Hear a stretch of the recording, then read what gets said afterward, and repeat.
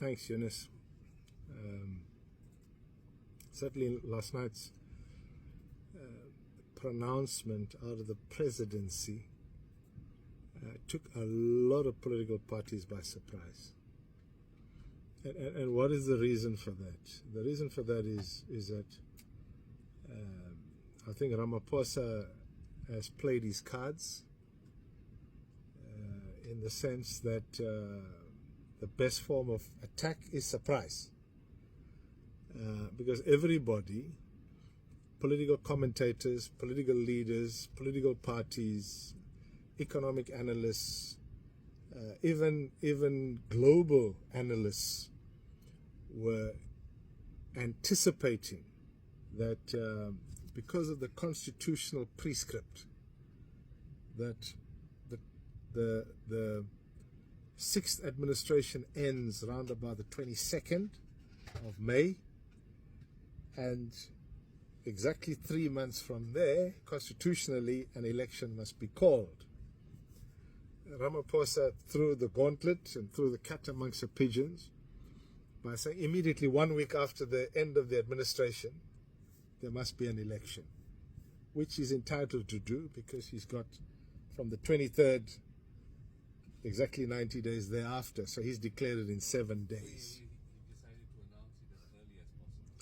Well, if he takes people off guard, you got to look at the conceptually, he's trying to minimize the impact of MK. So he's, that answers the question. Now people are ready, and there's a question mark because they may have lost true possibly anticipated months thinking that Absolutely. He may go for July or August. The longer his advisors have told him, the longer he waits, the more he'll lose. And in particular, the only threat to the ANC at the moment is MK. On the basis that, and these are factual stats, 8 out of every 10 voters in this country are African. They're not those of Indian origin. They're not those of Muslim. They're not those of Hindu. They're not those of mixed race, which is colored, and they're not those of white. 8 out of every 10 voters in South Africa are black. And so the contestation, the battle is where? Is in the black vote. And they know Zuma. I mean, you've seen his pictures. He's not as lively. He's not as physical stature like he was 10 years ago. He's slowed down a bit. You can see he struggles a bit here and there. So by declaring an election early, they've literally thrown the cat amongst the pigeons to Zuma. That double up your efforts. Let's see if you can, because he can't, because of his health. So the potential risk that they take in Zuma coming as a new party and taking a chunk of votes, they're minimizing that. No, absolutely. More so in KZN than anywhere else. Well, not really. If you look at Zuma was in Kwakwa, which is Eastern Free State.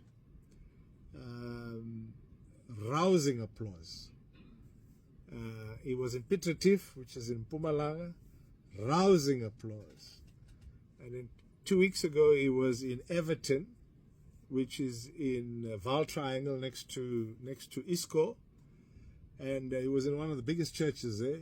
Church was packed to capacity. He's attracting a lot of potential. So he's attracting a lot of disgruntled ANC people who are looking for a political home but with the same ideology. So interestingly, they're not moving to the Democratic Alliance. They're not moving to the IFP. They're not moving to the EFF. And in fact, to qualify the statement, the EFF is going to hemorrhage in KZN. It's going to hemorrhage. Because if there's 3 parties that are going to hemorrhage in KZN, because Zuma's going to take from somewhere, right? It's definitely going to be the ANC. It'll definitely be the IFP and the EFF. The balance of the parties, they are what we call scramblers. So they scramble for that remaining 5-6%. But the bulk, 90% of the vote. Remember, if I look at the statistics of 2019, the ANC got just over 60%, right? The Democratic Alliance got 600 and something thousand votes. The ANC's always got between 1.8 and 2.2 million. And the IFP has always come in over the last 10 years at just over 300,000 votes. So for want of a better expression, they came in at 400,000 votes. The DA came in at 680, 670. And the ANC has always come in at between 1.8 and 2 million since 2004. So where's the battle? It's fighting for that 2 million voters. And MK predictions are already in KZN that he will take about 24%.